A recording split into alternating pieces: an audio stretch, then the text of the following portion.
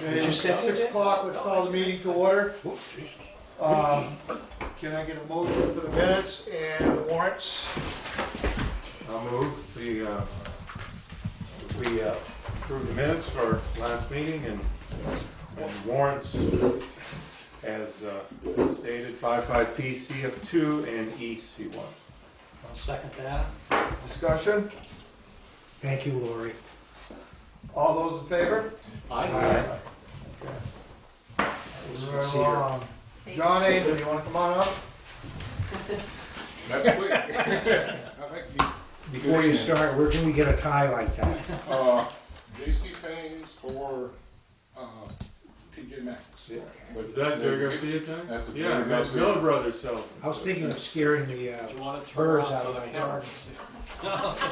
All right.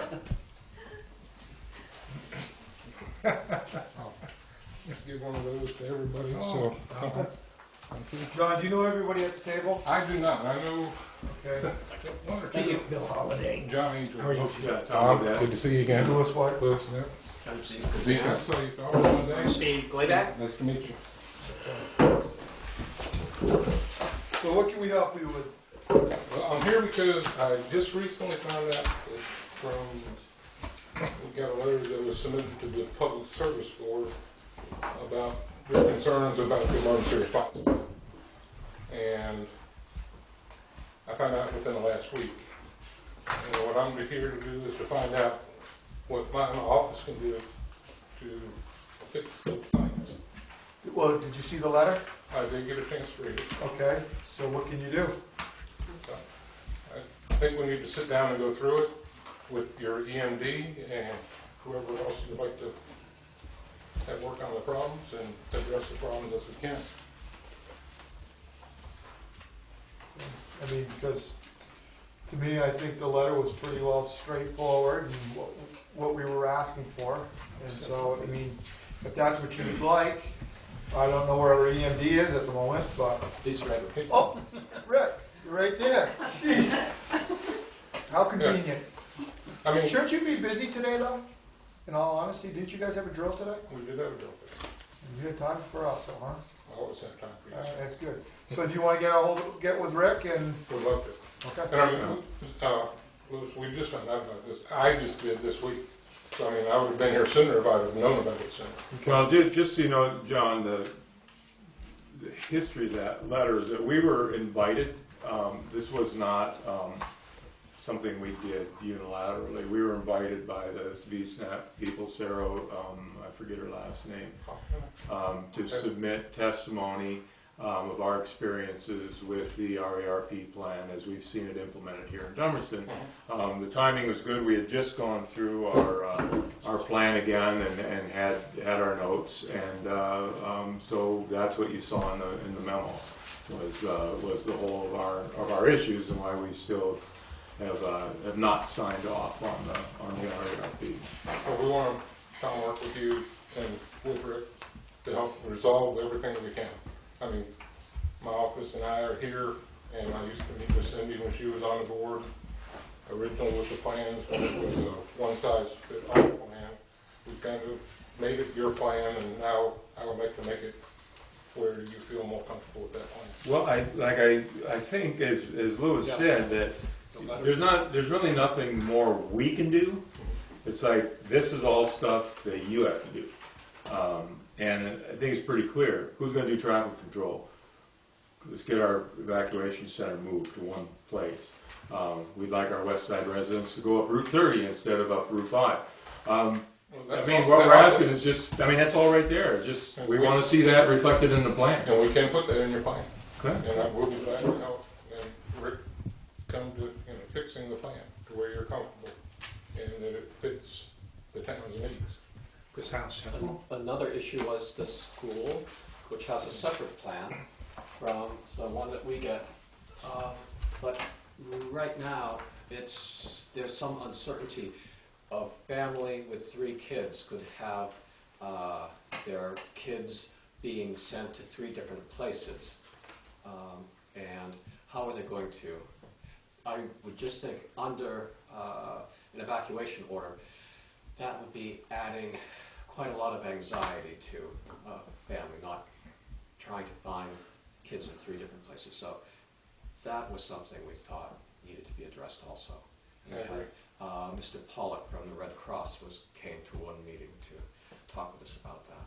We are working with what's called a host facility program, and we're working with Ron Staley to initiate that, where each school has a designated school that they will transfer their students to. Mm-hmm. So they won't go to the reception center and then by bus be forwarded to the host facility or reception center. They'll go directly to that facility. So at the beginning of the school year, if your child goes to Brattleboro High School, he'll go to White River Junction, or he'll go to Springfield High School, or he'll go to a facility that you'll know at the beginning of the year, and that way there won't be a question on where your son or daughter's at. Except if his brother is at Dummerston Elementary School. Well, we can't control if you got kids in different schools, but we can make it to where you know where they'll be. But I think that's what Zeke was saying. And we agree that there is that possibility that not knowing, if they go to the reception center, they'll be parceled out by numbers of seats. I'm not sure what that means. In other words, if my son at Brattleboro Union High School is sent to White River, and my daughter at Dummerston Elementary goes to Bellows Falls Union High School, they're there, and at that point you're saying they'll be parceled down. I'm not sure what that means. No. If, with the current plan, and like I think Zeke's referring to, the reception center, the kids go to the reception center by bus. When the bus gets there, it goes into the Red Cross for designation to what shelter they'll go to. So when that shelter gets full, and it could be in the middle of a school, so it could be a high school bus number 5 out of 10. En route, Then within 5 miles. It's full. It then goes to the next shelter. So Further that's north, where allegedly. it could be anywhere. Mm. So that would really cause problems. And that's why we're trying to come to fix that issue. And we've come a long way to fix it, and hopefully we'll have that fixed soon. We've got 3 draft plans that they're looking at to make that work. Am I right that this is a year where there is a full drill? Next year is a full drill, yes. Not this year. Not this year. But maybe spring 2013? Yes. What did you say? June. Okay. So it'll be tested out there? Yes. Well, if it's implemented, it will be tested. If not, then we'll do what we currently use. Put GPSs on the kids and see where they go. Get them on cell phone. But, you know, we are here and we want to work to make this work. I mean, John, can I ask a question? Yeah. How is the reception center in Wilmington? Is that all developed and up and running, or? there is no longer a reception center in Wilmington. Wilmington School, Twin Valley High School is no longer there. So that facility is no longer in place. And rather than look at trying to find additional resources westward, we're looking with health and looking at the state emergency operations plan for all hazards to see what's identified for potential shelter locations and reception center locations. So there is no longer a Western Reception Center in the plan because that facility is no longer there. We have the equipment, we have the plans and procedures in place, so if we needed to open something or do something, just like if something happened at the reception center, your procedures and everything are there, all the equipment will be there. Just where you would normally drill could be a different place. So the Western Reception Center is no longer. The reception center is a little bit more robust because we've added some more portable monitors for monitoring and decon. But when we identify where we're going to make another shelter or reception center, then we'll go forward with that. These are a couple of tough questions, and I don't mean to be nasty, but the past drills that you have had, Yes, sir. have they suggested that this can be at all successful? And the second one is, you've amended things, obviously, and you're a point man on this project. Are you confident that any kind of a plan is going to get everybody out of Vernon, Guilford, Brattleboro effectively, and to the satisfaction of parents who want to know where their kids are? Well, children leave way before anything happens. So school kids, child cares, and those children They don't leave before something happens. Yes, sir. If it's an alert is declared that something has happened, then they would begin to be moved. So it's not that something hasn't happened. It's either happening or it's likely to happen. Children are moved before there was a release of radiation. Well, in the drills, but we don't know. Know. All the drills conveniently have the radiation coming about 3 hours after an alert, but that doesn't mean that a cataclysmic failure of some kind, a terrorist attack or what have you, then obviously all bets are off. Then it would be Dr. Irwin and his group up in the State Emergency Operations Center looking at the radiological release, the wind direction, whether or not we would actually move children in or move the public or shelter in place. I mean, there are other options that you look at. It's not just everybody just goes. So, I mean, there are people that are a whole lot more qualified than I making the decisions on moving the populations and or sheltering in place. And I do feel comfortable that in a real event we could evacuate the people in the EPZ. I don't. I'm in that zone. I've been in the drills, and every student in the high school this week filled out a form that allows them to get in a car and just take off if they have their card filled out properly. The rest go to buses. And we've never been through the full plan. We've gotten onto the buses. To my level of satisfaction, laboriously, slowly, and driven around the block and come back to where we were, and timed how long it takes to get people out. Another concern we have is the number of drivers. You'll need all the drivers at all the same time, some of which may be coming from as far away as Claremont, where they're perfectly safe potentially against the northwest wind accident at Vermont Yankee, shall we say, to come 45 miles into the zone to pick up kids and then take them back out of there. Plus the same buses that move the high school kids move the elementary school kids. So again, ostensibly, you would need twice as many buses to move the entire population at the same time. Otherwise, you take the elementary first, then the secondary. And with the way that the plan works, the first buses go to the town of Vernon because that's the at-risk school. And then it fills in from there. And the children aren't moved till say an emergency.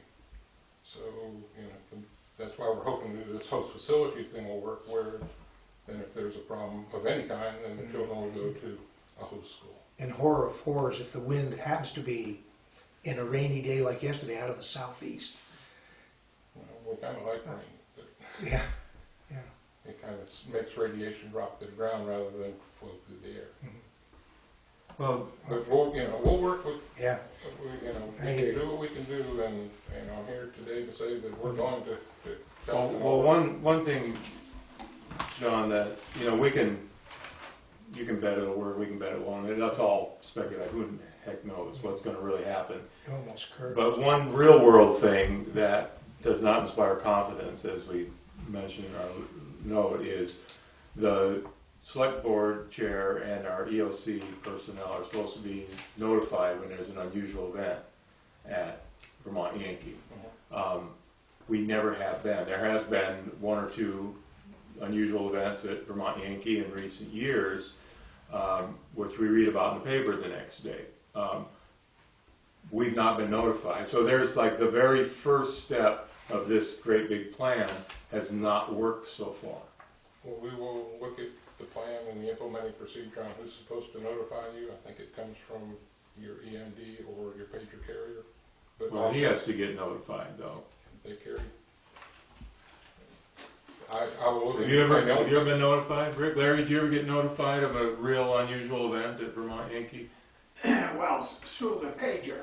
Through a drill or a real emergency?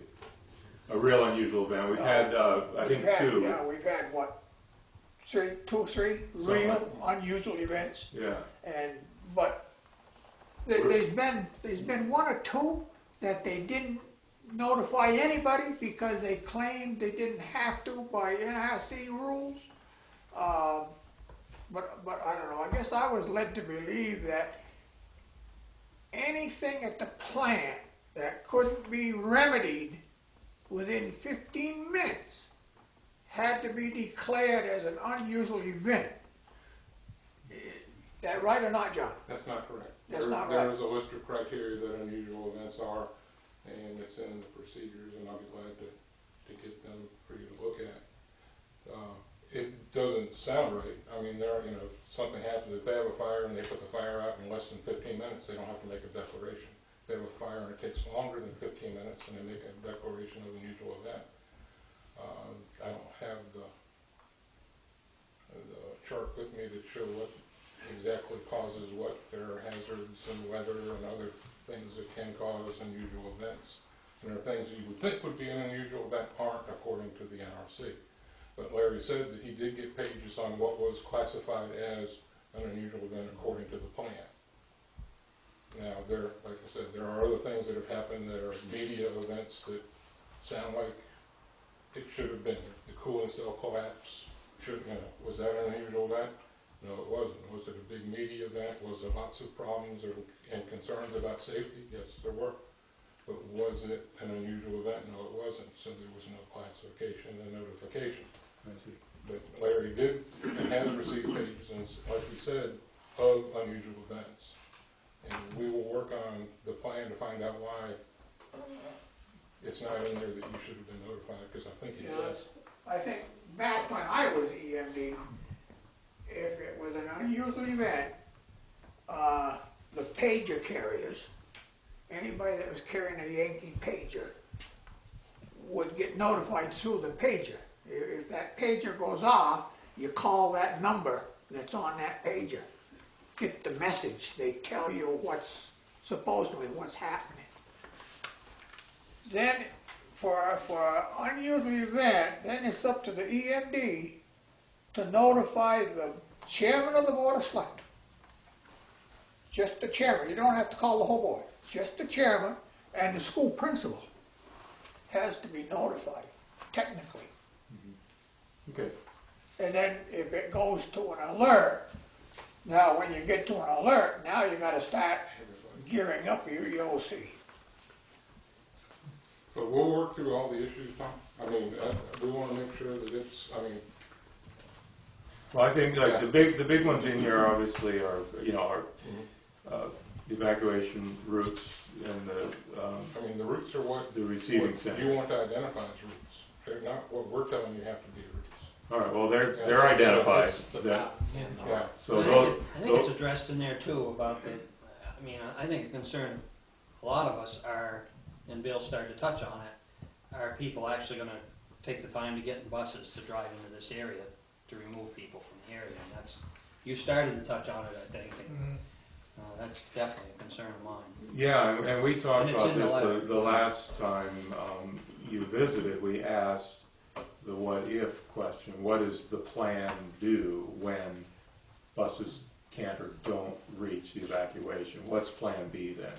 And your answer to that was that resources would be brought in from up north, National Guard, and that I asked where those resources would be coming from, how many trucks do they have, and you said that information was classified, which I think two of our heads came unscrewed at that point. I'll go back to classified, but right now the way that the plan states is we ask for 50 coach buses to be gathered by the Agency of Transportation. That's their job to reach out for transportation resources. At what point does that happen? The calls start being made at an alert. Who has those buses? It's everybody that has a bus system in the state of Vermont that receives both state and federal funds. And drivers? Yes, sir. Well, that's a different answer than we got last time, so that's encouraging. And then that comes to the staging area here in Dummerston. Mm-hmm. The Vermont State Guard actually assists in the staging and issuing, and then France.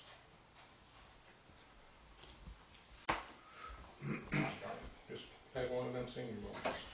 Dispatching. Yeah. They dispatched the vehicles. Well, that's encouraging, because that's a different answer than we got the last time, and that's why it was still on a list of our concerns. And we also asked for 30 ambulances to be sent to the area to assist in evacuations of the hospital and the residential care facilities. We asked those to be staged because other things could happen in the area to make sure. I mean, so we have looked at the plan. We've come a long way in 6 years that I've been here. Is the plan perfect? No, and it never will be. I mean, it's just a plan, and you practice it and hope that if you find something new, we identify it and they bring us. Well, the traffic control thing is another area that every time we've had a drill upstairs, it dawns on us when there's northwest wind blowing, and they've called for the evacuation of Point South, Brattleboro, not Dummerston yet, that Route 30 and Route 5 are filling up with cars. People are starting to leave. We've got a one-lane bridge across the river. We've got 2 one-lane bridges now. We've got people on that side trying to get to this side to get their kids, freaked out moms trying to get across the bridge. We've got freaked out people on this side trying to get up Route 30 to get the heck out of Dodge. And who's going to make that work? You know, that's Right, it calls for 1 officer at the covered bridge. Just 1. I don't know if they decide to be on the east side or the west side. right. But maybe they spend some time on the east side and then walk over to the west side for a while. But I mean, and we'll have to look at that. I mean, we'll be glad to. Because again, you know, it's like the officer, you know, if it's a state patrolman or a sheriff, one would imagine in an emergency like this, those guys are getting a lot of calls to do a lot of things. And when they don't show up, which is, I would say, quite a possibility, then what? You know, these are the things that we see when we start just spitballing upstairs. We listen to these reports come in and say, well, what's really going to happen? Well, this is what's going to happen. We're going to have 2 lines of cars trying to get across a 1-lane bridge. And who's going to go break it up? You know, I don't know. So John, you wanna get with, Rick? And, You know, here again, I don't have no idea what the sheriff's status is in Dummerston now. But back when I was EMD, we used to, on any drill or any exercise, we had a sheriff sitting right upstairs. And that was that sheriff's responsibility to take care of traffic control. If he needed an officer down on East-West Road, he would take care of getting that officer down there. But the last 2 or 3 drills that I've been to since I gave up the EMD position, there's been no sheriff there at all. No, we haven't seen So- them in a couple of years. I don't know. It seems like we don't see sheriff in Dummerston nowhere near as much as we used to. So maybe the contract that the town has with the sheriff doesn't allow them to come to Dummerston as much as they used to. I don't know. I'm working on that there. and other things. Yeah. And when I meet with Rick, I'll do some checking to find out too what. Hey, Rick, you've got a copy of all this. Right? So can you go through that with John? And you guys can, you got any questions for John while he's here? I'll work with you. we'll And save it. if I may say, I think some member of the board ought to sit on the plan in writing. I think they should. Well, we kind of went through this entire plan and wrote our Because problems, and here, there. Now we're handing it to the people who can actually put it into I'm the plan. assuming that John has a planner down in his office that he can sit, you know, he knows how to write. I don't know how to write a plan. one thing we didn't put in the letter Supposedly the was planner does. the under the select board chair, under the plan that we have now, the first thing they're supposed to do in an emergency, in alert, is to get the emergency radiological plan for the town of Halifax. So, just a minor point, but So I was up in Halifax, so I'm going to Yeah, where in the hell's Lewis? I was up in Halifax, I'm sorry. I was looking for that point. Yeah, so, let's hope, maybe the chair from Halifax, whose plan calls for getting the Dummerston plan, maybe we can agree that they'll meet you. Switch them off. All right, John, We'll check on that. Okay, thank you. thank you. Thank you very much for coming. Yeah. And if I'd have known earlier, I'd have been here a whole lot quicker. I mean, I've been here several times and I enjoy the company, and I think that the group's come a long way, and I hope that we can solve what we can solve. Great. Thank you. Thank you, John. Thanks very much. I'll talk with you tomorrow. You want to talk now, or? No, Thank you very much. Thank you. Thank you. And, all right, Dana Shepherd, you wanna come on up? Oh, he's not here yet. All I right, wanted to come at 6:30, so. Renault gravel pit, any, update on that? Oh, any other visitors have anything they wanna bring up? Rick, you? No. All right.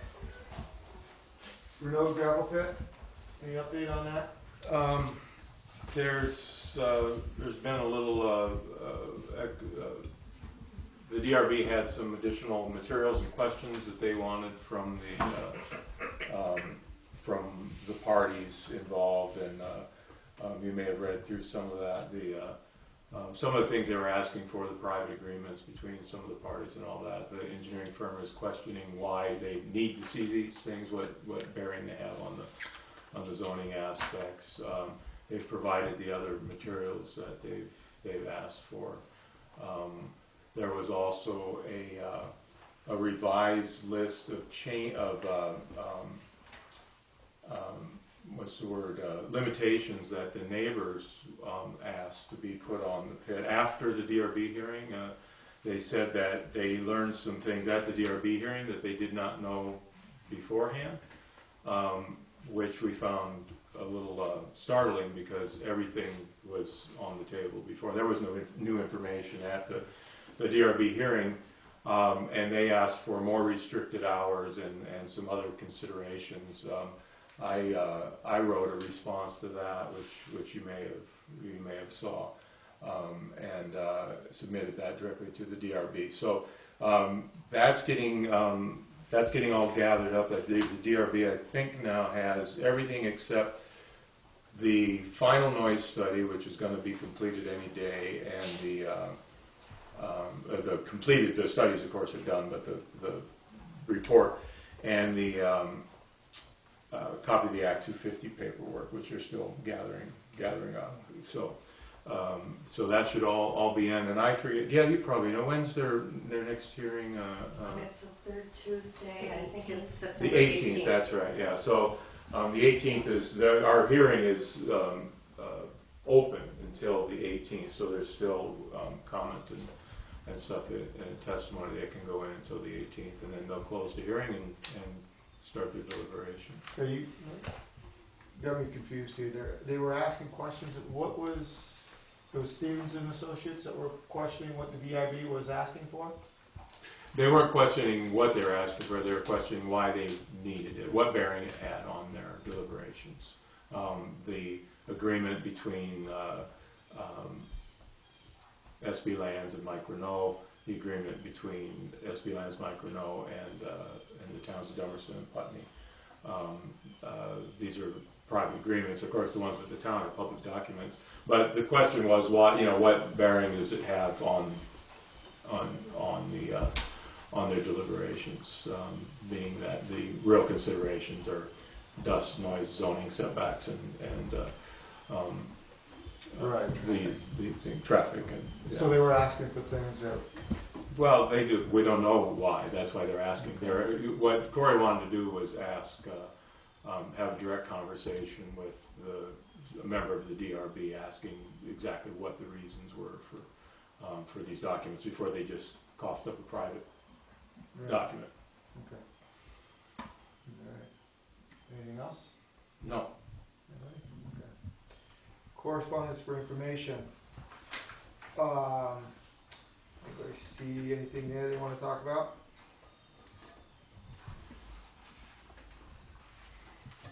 Okay. Correspondence for discussion or action. Everybody see the letter from Jesse Diamondstone about the Green Iron Bridge? Right. Anybody have any thoughts, comments on that? Two schools of thought on it. One is it's no different than it's been for however many years. And traffic does come from the south pretty quickly on you when you're trying to get off that bridge, particularly if you're trying to go across traffic. But I don't know what we do about it. It is much better since AOT trimmed about a lot of that branches and brush. And they did it about 3 days before the bridge got open, before the covered bridge was opened, but Actually, or a week before. The But town did a lot of that. did they do something? Because I saw AOT over there. Okay, But, the town that's much better. You can definitely see the end of the bridge coming north a lot better, and obviously see as you cross the bridge to the south better. So that was an improvement. Yeah, it's not the first comment we've heard to this effect. And as you remember back, Matt Mann, when we were still talking about the bridge, he recommended it be just a one-way bridge because he anticipated this problem. And I think when we had the covered bridge closed, it just amplified it. It just put more cars over there, and sort of a lot more people experienced sort of that pucker factor of sitting there, trying to make a left-hand turn on a 60-mile-an-hour road. But I don't know. I'm not sure. I mean, it might be worth it might be worth a follow up with Matt Mann. I don't know if they look at these things and make an analysis, or if we just wanted to. I think one of Bill's comments was, it's been this way. I mean, it's For your entire lifetime, Right. for my lifetime. Yeah. When was that bridge closed to traffic? I don't know, long time ago. We know when it was open. You were there. I can put you on the internet if you're not careful. I still have that Oh, video. please, spare us all. You and Paul. so. Facebook. Anybody? Why don't we forward her letter to Matt Mann? Just- We can do that. Okay. We'll do that. All right. What's his concern? What's, Safety. You can't see. okay. You pull out there. It takes a while to get up to speed, and you can be surprised by somebody speeding a little bit coming north on Route 30. I don't know if you've been off that iron bridge recently, Larry, but Yeah, you probably can't see quite far enough to gauge a slightly speeding driver. and they all do it. Well, most do. Yeah. Come on, Larry. You get enough miles, 90 miles an hour. All right, let's move along. We'll pass that on to Matt Mann. Anybody, can I get a motion to sign the amendment to enhance agreement for the covered bridge project? So moved. Second it. Discussion? All those in favor? Aye. Okay. They're doing on the cover bridge. Brett is assembling the final sort of invoice now. We're gonna be paying Renault all in one chunk. So he's assembling all that now. We should probably see it for our next meeting. We may want to do a brief emergency meeting because it didn't work out for this one. Not leave him waiting. It'll take us longer to pay him than it took him to do the job if we wait wait another 2 weeks. So, unfinished business, ancient roads update. Oh, let's vote on that. All those in favor? Aye. Aye. We already had it written down anyway. Okay. Ancient roads update. Anything? Yeah, I sent out this afternoon, people probably didn't see it, but we met for the second time. Pam secured those full-size maps. And there are some discrepancies. There are some roads that used to be private drives and now they've been taken over by the town. They'll go on the map. among other things. We divided ourselves into committees.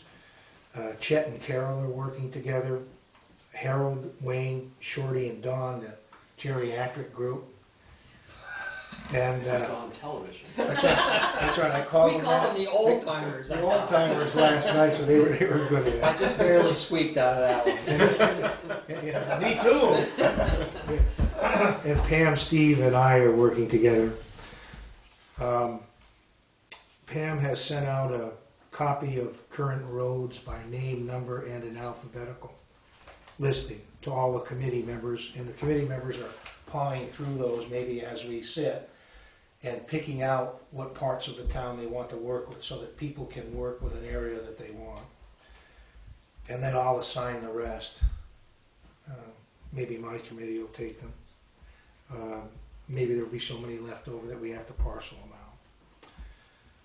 out. Carol suggested that we involve the public through the views of Dummerston.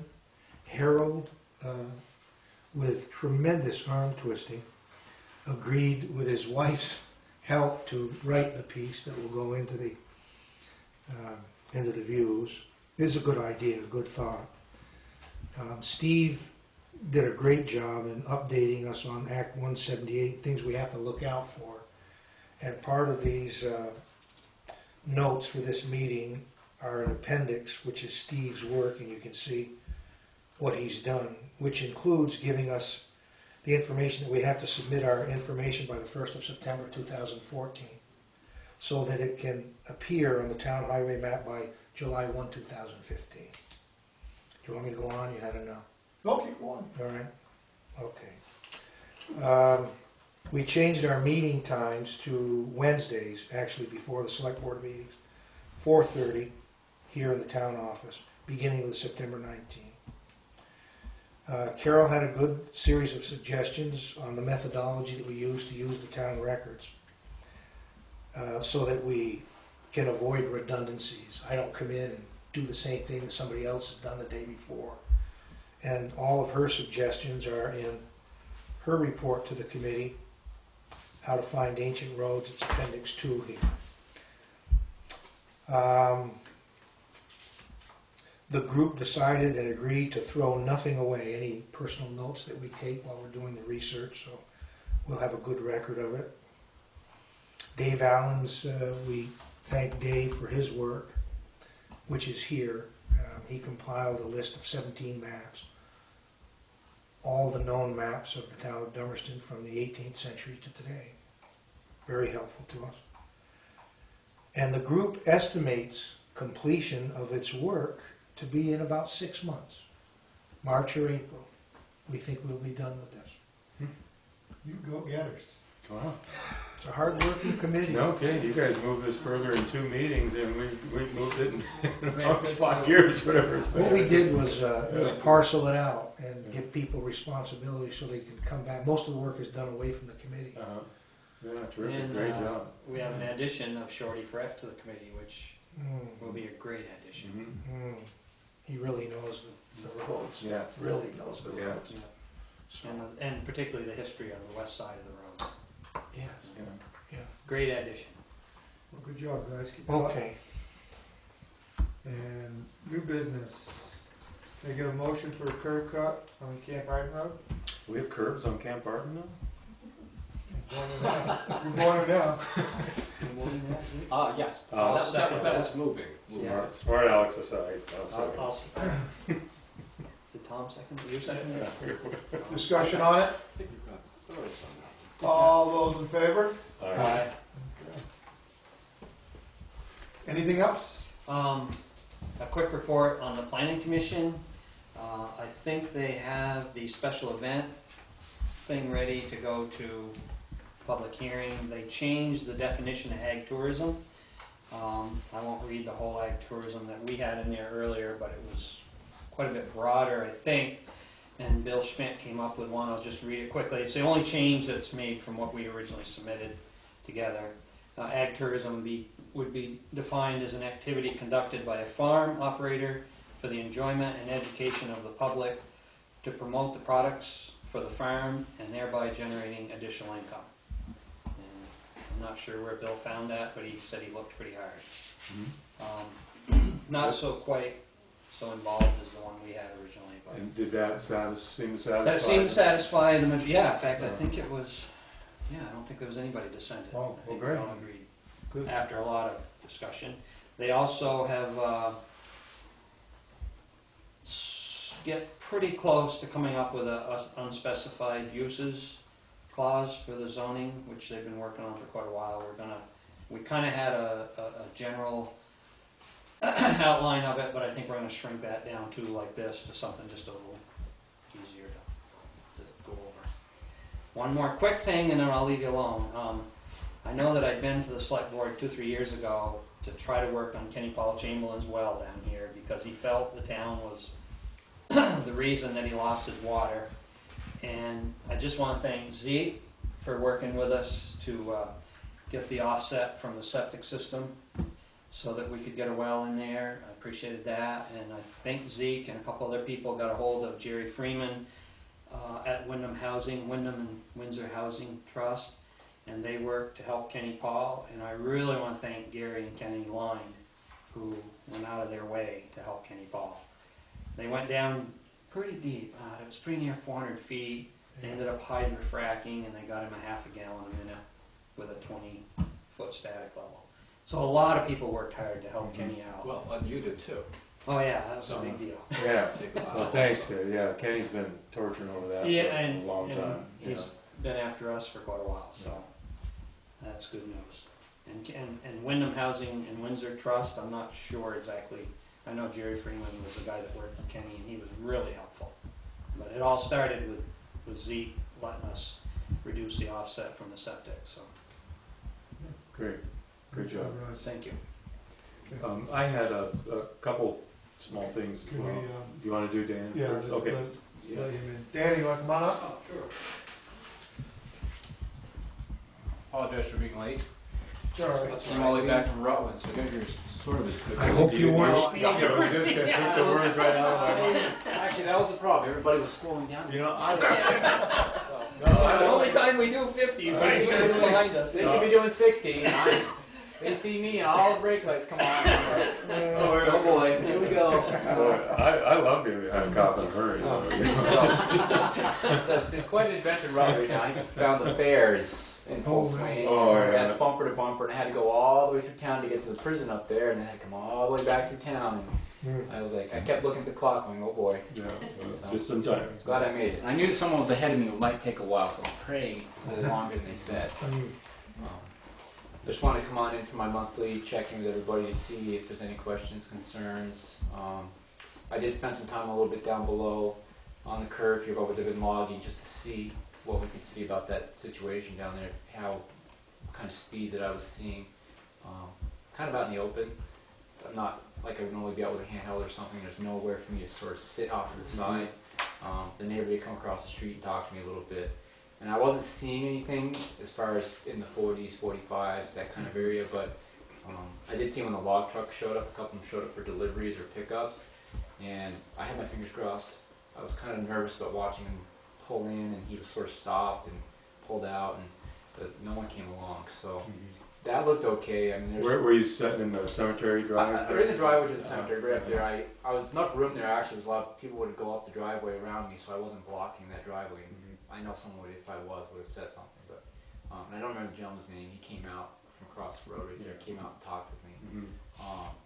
So I mean, it's a good spot to sit. You know, if you got them coming down the hill, maybe they don't see you at the curve or something. But no one was really. Everybody seemed to be on the ball and paying attention when they came through. I mean, I'd like to maybe sit a little off to the road a little bit with maybe a handheld.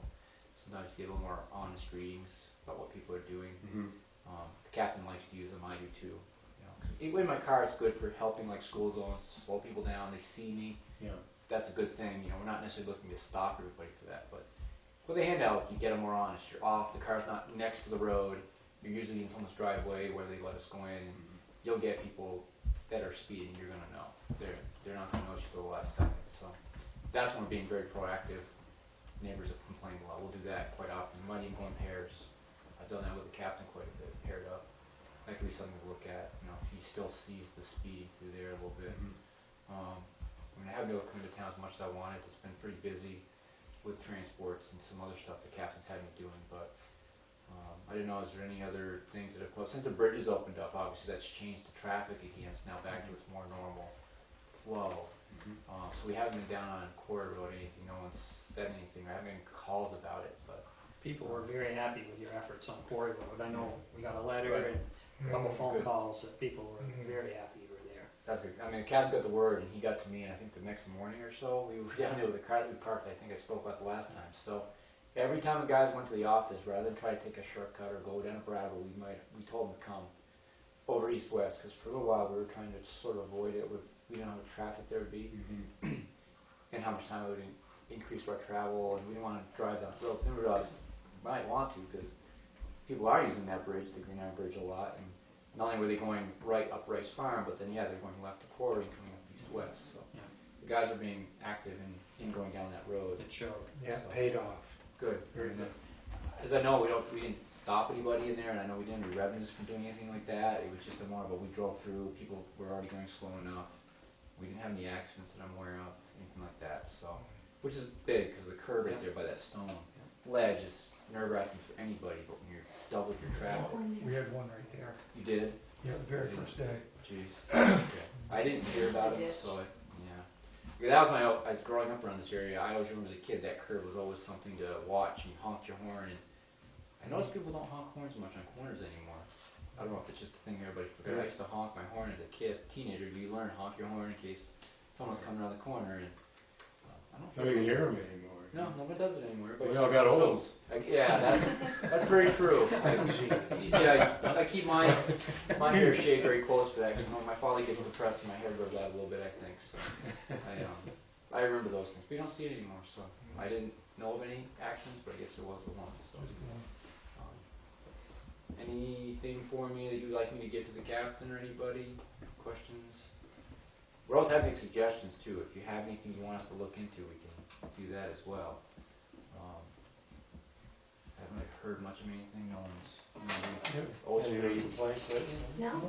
Okay. So yeah, I think that was, whether or not, you issued any tickets or not down here on east-west, I think just the fact that you were there for a while, I mean, that, gets the driver's attention to drive it every day, and it helps the neighbor who's been having a problem with that for a long time, and it's good for him to see that we're trying to do something. So. You've been seeing Mr. Zider around? He has been back, he got his car back. Yes, he got his truck back. Right. We know, I don't know if the board, we do know about Mr. Zider, we do check on him once in a while, and we're always familiar where he kind of is. We don't bother him. Right. Unless somebody says something. I know one day I stopped and just said, because he was up on the road. The truck was gone. He was up on the road, and he saw me, and he stepped off the road. And I went by, and he stepped back on the road, so I turned around and said, don't stay on the road. He was in a nice little pull-off. He could have been staying there, and I noticed the truck wasn't there. But I didn't want to get into asking him why, so I left it alone. But State police picked it up.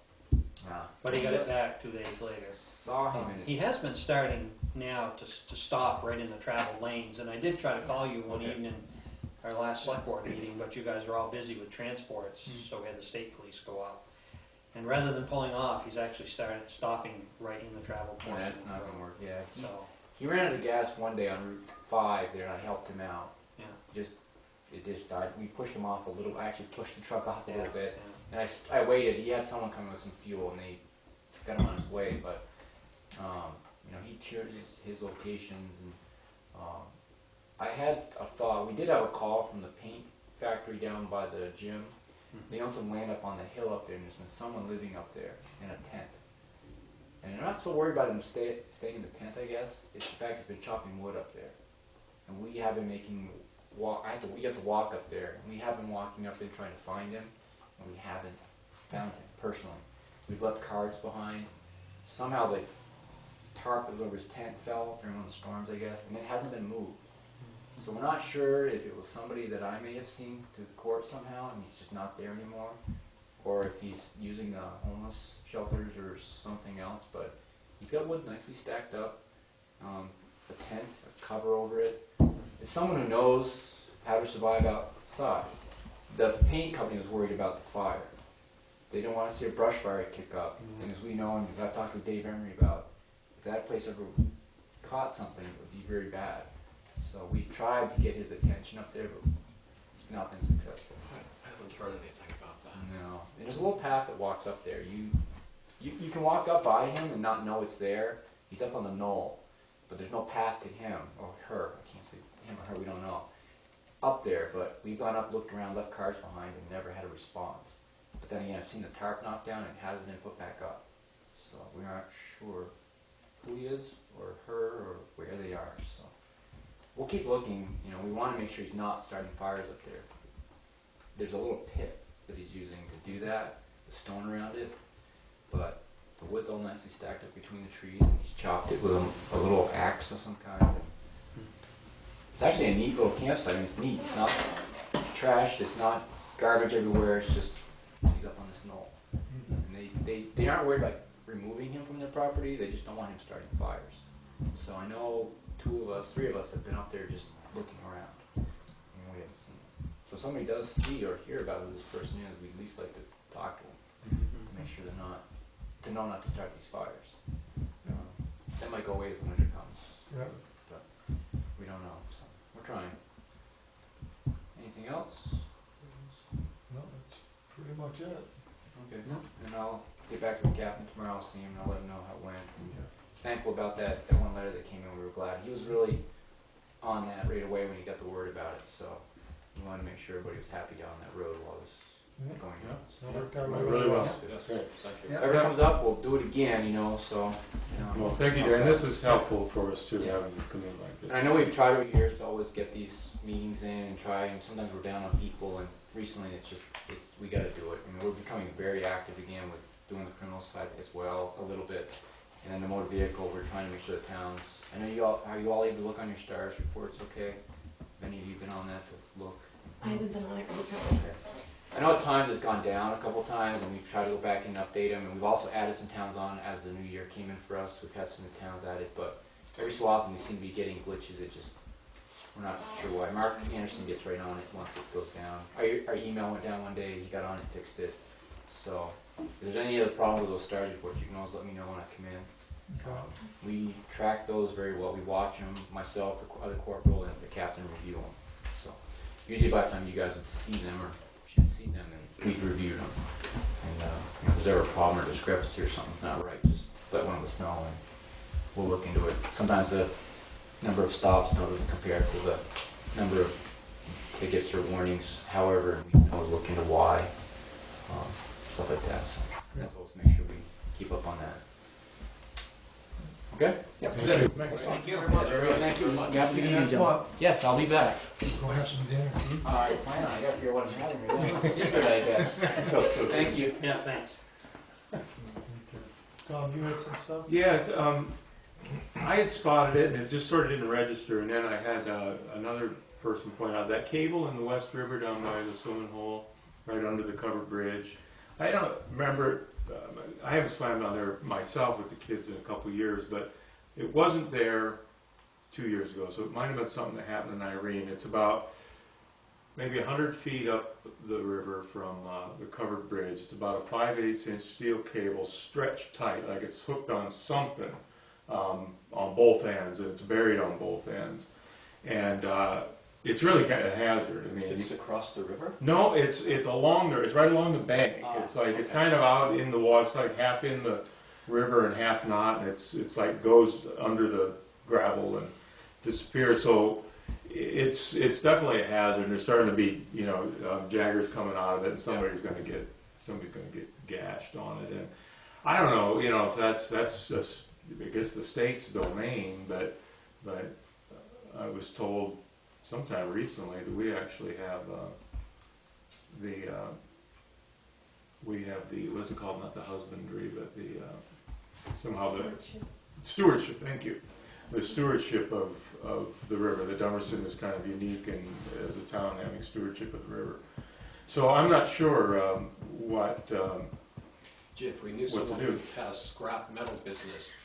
Well, I feel terrible it didn't come up, and when we just had equipment down there. I mean, I'm sure it could have been pulled out with an excavator with no muss at all, but I'm sure it could be probably pulled up from the parking lot too with a winch of some kind.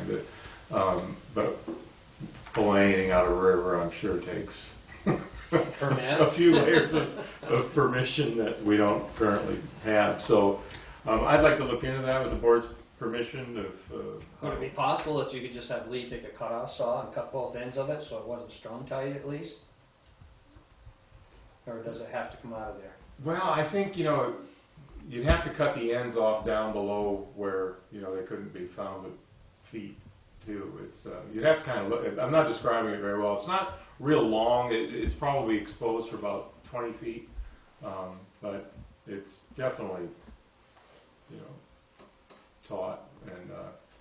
And see, one of those things you start pulling on, who knows what's on the end of it, If it's some old piece of equipment that's just been buried for all these years. And Treasure. and Irene just, that flood just exposed it. It could be a real Pandora's box if we get a hold of it, but I don't know. I think it's somebody's gonna get hurt on it down there. Yeah, I mean, I don't have a problem if you wanna look into that. Any ideas who I might call? Marie could do though. Here, thank you, that's our the name. river resource person. Marie could do it. She'll be able to tell me. Thanks. Then the other thing, Zeke, I think this one's for you. We've got some complaints up on Rule Road again, your friend up there. There's some junk being stacked and piled. Apparently there's some... No, wait, let me go into trance. Yeah. Trailers. Mobile homes are being stacked and torn apart. You've heard of this. No, You're just reading my mind. No. Did you hear the part about the mud running into the river from the new excavation? Did you hear that part? No, I haven't heard that, but does it surprise me? No. No. But that's the part I kind of was... Okay, I'm on it, like a heat-seeking missile. A drone. Yeah, maybe in the next budget cycle, I'm going to ask that the town build, little warm-up shed so I can sleep in that neck of the woods overnight. Being able to monitor the situation. Save the driving back and forth. Right, yeah, it's a little... I just turn my car on now and I say, get up. The car knows where to go. So I thought that the mud going in the river is a new development that might actually help us to bring in some state resources to enforce this. So we can get the DEC, who actually has some enforcement capabilities to do something. Yeah, but we have a complaint and that it's along those lines. Great, thanks. Anything else? Anybody? Good. We got no business. Can I get a motion to adjourn? No executive session, do we need anything today? Oh yeah, if you guys would like to go into that, we could. No, we didn't get anything today, though, did we? We got What about the 7 pages? we got the 7-page brief. Oh, no, I didn't see that. So can I get a motion to go into executive session? For a legal matter. Legal matter, or what do they call it, pending litigation. Yeah. When did you, was this, it came yesterday? So moved. Second. Discussion? Yes, yesterday. All those in favor? Aye.